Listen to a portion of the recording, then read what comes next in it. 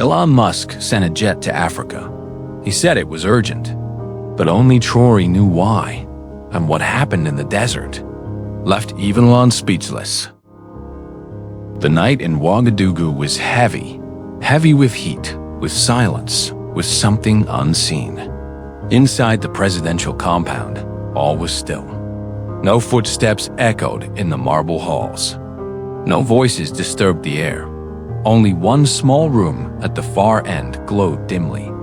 Ibrahim Traoré sat alone at his desk. He wasn't working. He wasn't sleeping. He was thinking about Africa, about betrayal, about how every promise made to his people seemed to come with a chain. Then, something strange happened. His encrypted satellite device, one only 5 people in the world could access, lit up. Not with a ringtone, not with a video, but a single screen. Latitude 25, longitude 13, and below it, 4 words. Time sensitive. Come alone. A pause. Then one more line blinked in. Elon Musk. Traoré's eyes didn't flinch. He knew who it was. He just didn't know why. His advisors were asleep. His guards were in place. But none of them could help him with what he felt now, a quiet pull in his chest, a gravity no man could explain. He folded the screen shut. No bags, no backup, no hesitation. Just the same cold calm he carried into battle. Outside, the skies were thick with clouds. Thunder growled somewhere deep on the horizon. By 3:05 a.m., a jet had landed, no call sign, no lights, no sound. Its surface shimmered like a fish in oil. It bore no flag, no ownership. Just a man in black at the ramp, nodding once as Traoré approached. The inside of the aircraft was unlike anything he'd seen. There were no windows, no seats, just one long metallic bench, and on it, a black envelope. He sat, opened the envelope. Inside, a card.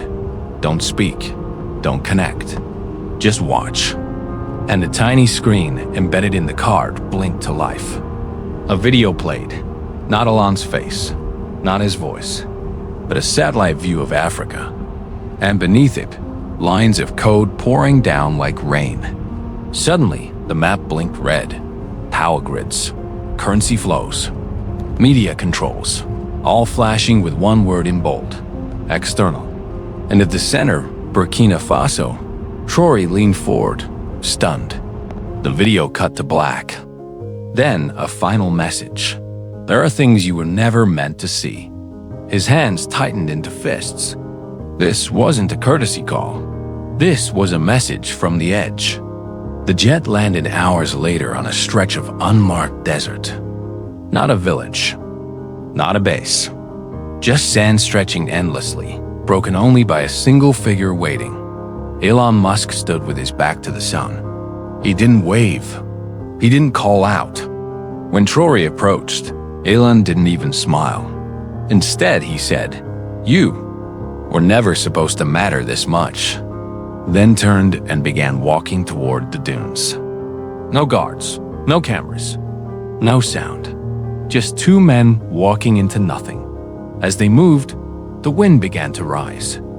Grains of sand stung their faces, and far above, a black drone hovered, motionless.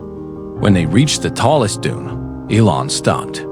He pressed something small against the ground, and suddenly, the sand beneath them shook. With a mechanical sigh, a massive hatch opened at their feet, spiraling stairs disappearing into darkness. "This is where it begins," Elon said quietly. "Where I broke away from them. Where they told me to stop, and where I didn't." Traoré looked down into the dark. It was cold, too cold for a desert. "What's down there?" he asked. Elon turned slowly, his voice barely more than a whisper. "A weapon. Or a cure. That depends on you." The hatch yawned wider, and with no more words, they both stepped into the shadows. Above them, the door sealed shut. No way back. Only forward. Beneath the earth, something waited. And Africa's future was about to meet its reckoning. The door sealed above them with a hiss. Darkness swallowed everything. Then soft lights flickered on, one by one, lining the tunnel like stars in a mechanical sky. The walls weren't just concrete. They pulsed faintly, like living veins. Cables ran through them, alive with data. And yet, the silence was overwhelming. Traoré kept his pace steady, but his heart was thundering. Elon walked ahead without speaking, his face unreadable. No tech team, no security detail, just him and this place. After what felt like an eternity, the tunnel opened into a massive chamber circular, ancient in design, futuristic in presence. And in the center, something floated. It wasn't large, barely the size of a backpack, but it shimmered with a strange golden light. It looked like glass, but with no seams. Inside it, a tiny sun, spinning. Traoré stared, breath caught in his throat. What is this? Elon stepped beside him, his voice low. A solar core, artificial, no wires, no fuel. It creates its own charge, and it never runs out. Traoré didn't speak. Elon looked at him. You see it, don't you? He said, the end of power cuts, the end of fuel dependency, the end of begging. Traoré stepped closer, its heat gentle but powerful pressed against his skin. Why haven't I heard of this? He whispered. Elon gave a bitter laugh. Because the moment I showed this to the wrong people, they threatened to erase me. Not just financially, physically. He walked to a nearby console, old, dust-covered, never updated. 3 years ago, I found a way to stabilize it. I pitched it as the energy solution for developing nations. They said it was dangerous. He paused. They meant dangerous to them. Traoré looked at the core again. This could power my entire country? He asked. Elon nodded. And more. It could power every village in Africa, forever. The silence that followed was unbearable.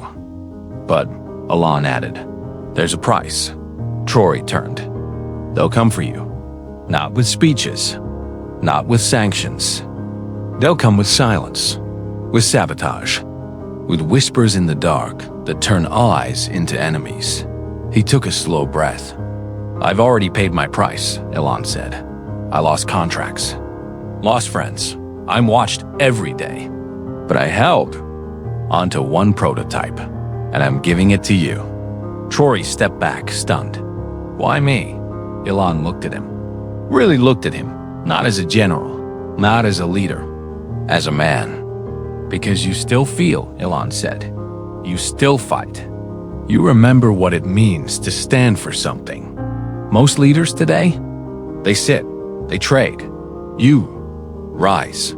Traoré stared into the glowing orb. He saw his mother's old radio going, silent during blackouts. He saw children in his village studying by candlelight. He saw Burkina Faso awake.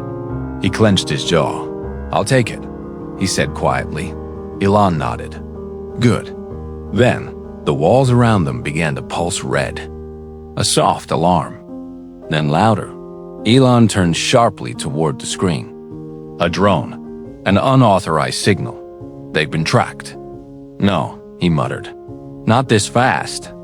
He grabbed a dark case, slipped the core inside, and handed it to Traoré. Go, Elon said. Your jet is hidden 2 clicks west. Leave now. Don't stop. And if anything happens, don't say my name, ever. Traoré grabbed the case, eyes locked, no more words. Just one final look, and then he ran. The chamber trembled as Allah stayed behind. Alone, facing the noise of a world that feared what he had just given away.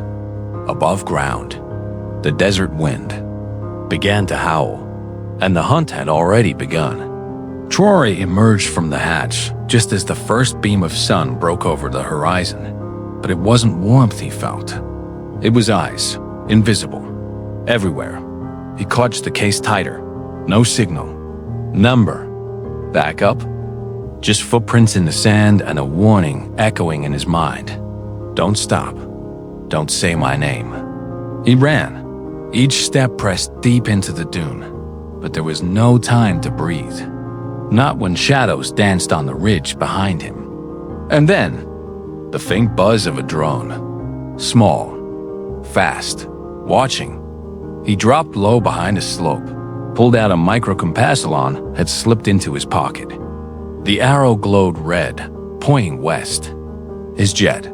The world had changed forever, but now he had to survive long enough to bring that change home. Back underground, alarm shriek.elon stood alone in the core chamber, watching old monitors flicker with encrypted chatter.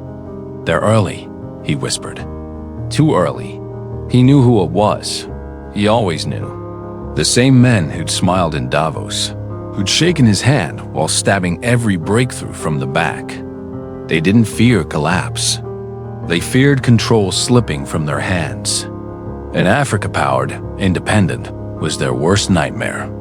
He shut down the lab with a retinal scan, then activated a failsafe, memory wipe protocol.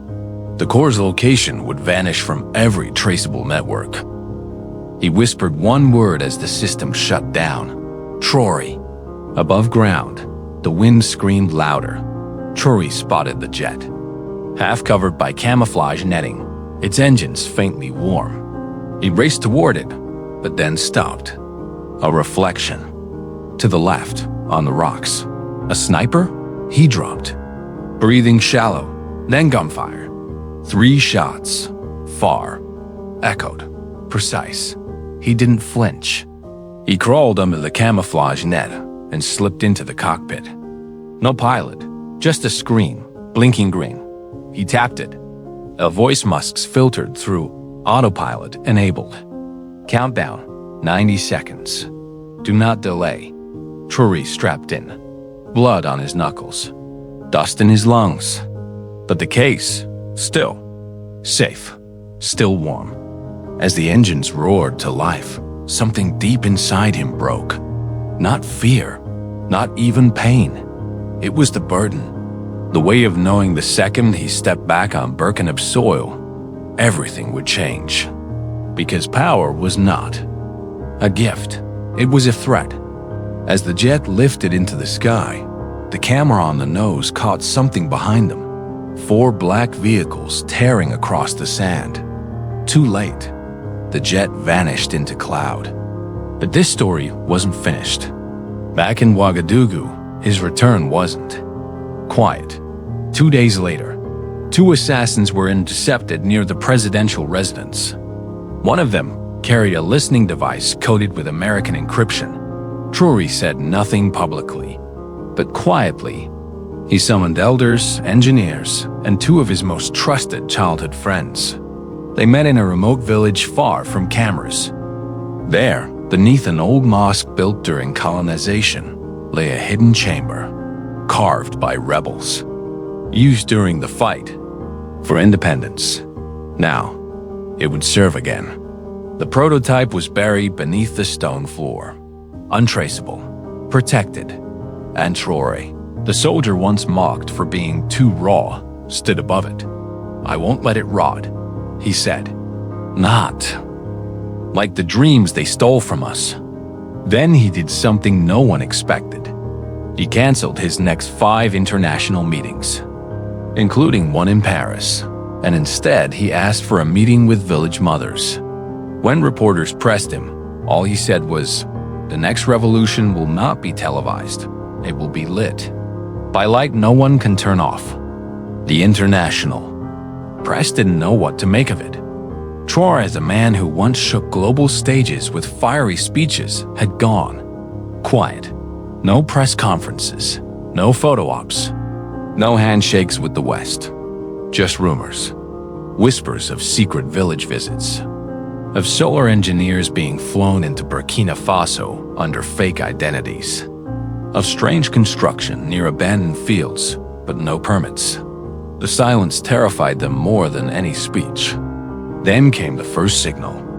At exactly 12 p.m. on a Tuesday, During an otherwise ordinary African Union summit in Addis Ababa, Traoré stood at the podium. He wore no suit, no medals, only a plain black shirt stained with dust. He began the speech like any other, talking of cooperation, development, climate change. And then he paused. For 20 seconds, he said nothing, not even a breath. Delegates began shifting in their seats. Some looked confused, others worried. Then he spoke. Africa has never lacked power, he said slowly. Only permission. Murmurs. A few startled looks across European diplomats. We've been told to wait for loans, wait for aid, wait for light. But I say this now. He looked directly at the cameras, his voice sharp, every word slicing through the room like glass. Africa will no longer beg for light. The feed cut. Intentionally, several broadcasters later claimed. Technical failure, but the damage was done. The quote went viral within 6 hours. Hashtag no longer beg for light trended globally. In remote villages, young men with cracked phones passed the clip around. Grandmothers cried. Children clapped.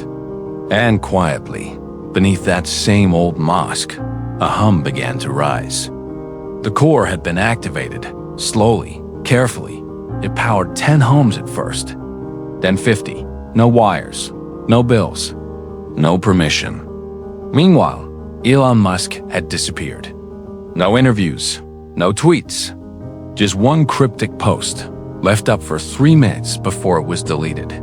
He was worth it. That was all. Then silence. The Western world panicked. The IMF launched a sudden compliance investigation into Burkina Faso. Multiple outlets accused Traoré of accepting unauthorized energy assets. They called it a threat to global power equity. But the people saw the truth. A video leaked, no one knows how. It showed a single African school at night. Children sitting under one bulb, reading, and one girl looks up at the camera and says softly, "Thank you, whoever you are." That video broke 1 million hearts. In Paris, diplomats met behind closed doors. In Washington, files were sealed. But in Burkina Faso, Traoré sat beneath the stars, alone, the case by his side, eyes closed. He knew they would come. He knew. The story was far from over. But he also knew this. The fire had been lit, and this time, it couldn't be extinguished. Weeks passed. No statements from Elon Musk, no interviews, no press releases, only silence. Tesla's stock dipped. SpaceX paused 2 launches with classified technical issues. Musk's name quietly disappeared from the board of an international energy alliance. The world didn't say it out loud, but the message was clear. He had crossed a line written not in law, but in fear. Meanwhile, in Burkina Faso, things were changing. Not in headlines, but in hearts. Towns once forgotten by maps were glowing at night. Farmers charged radios using strange black boxes with no labels. Schools stopped rationing light, and no one could explain how. Journalists tried. They came in droves, pretending to care. But they found nothing. No power plants, no records, just laughter in the dark, and a people that smiled but said little. They fear light that doesn't answer to them. Traoré told his chief engineer one night. They always have. And then the letters began. From Chad, from Mali, from Niger. Quiet messages from leaders who once doubted him. Asking, is it real? Asking, is it coming? Traoré never answered directly. He simply wrote one line back to each of them. When your people are ready to carry it, we'll light the way together. In the West, the backlash sharpened. Major banks froze small accounts tied to Burkina Faso. A top African diplomat was detained in Germany without cause. And a strange fire broke out at a solar research site in Morocco. Still, Traoré said nothing. But his people, they spoke with their lives. They farmed longer. They read deeper. They danced under light no bill could ever touch. And somewhere far away, in a quiet cabin deep in Nevada's mountains, a man watched it unfold. Elon Musk, alone. No internet. No company badge. No stage. Just a fire. And an old radio crackling faint signals from Africa. He held a photograph. Traoré standing beside the core, blurred, dim, hidden, but real. And below it, a note in Traoré's handwriting. Some revolutions start with a weapon. Ours started with a whisper. Musk smiled. They had erased him from headlines, but not from history.